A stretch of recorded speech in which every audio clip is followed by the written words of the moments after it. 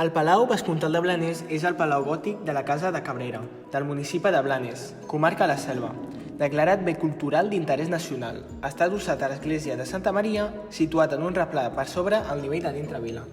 La primera aparició es remunta al segle XI, quan es vincula el vescomte Sonifred de Girona i els seus successors, els Cabrera.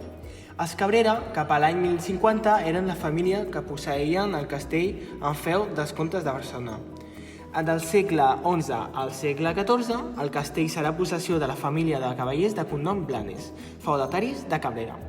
Al segle XIV, els vescomtes de Cabrera recuperen el fort. És el moment en què s'inicia a la part alta de la vila la construcció de la nova església i el Palau Vescomtal. Durant el segle XV, el palau es va convertir en la residència principal dels vescomtes.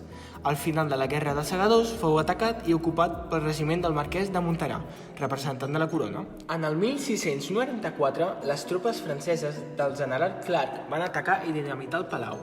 Posteriorment, l'espai de l'església va anar augmentant les capelles meridionals i ocupant part de l'antic castell, que va caure en estat d'abandonament. Actualment, les úniques parts conservades, a part de l'actual església, són la base, que salva el desnivell, les restes de mur meridionals i orientals, la sagristia i la façana occidental.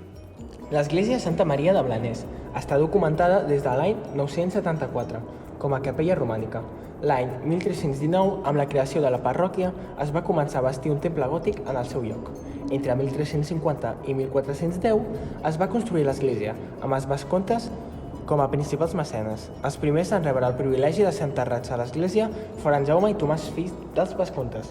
A més, la vídua de Joan, comte de Cardona i Prades, es féu obrir una balconada dins del palau l'any 1427, que donava a l'interior de l'església. El 22 de juliol de 1936 es va produir un incendi que va deixar molt malmesa l'estructura. A més, es va perdre el valuós retaule barroc i les dues trones dissenyades per Antoni Gaudí. La posterior reedificació de l'església va durar 10 anys, entre 1939 i 1949, i va ser dirigit per Francesc Folguera i Lluís Bonet.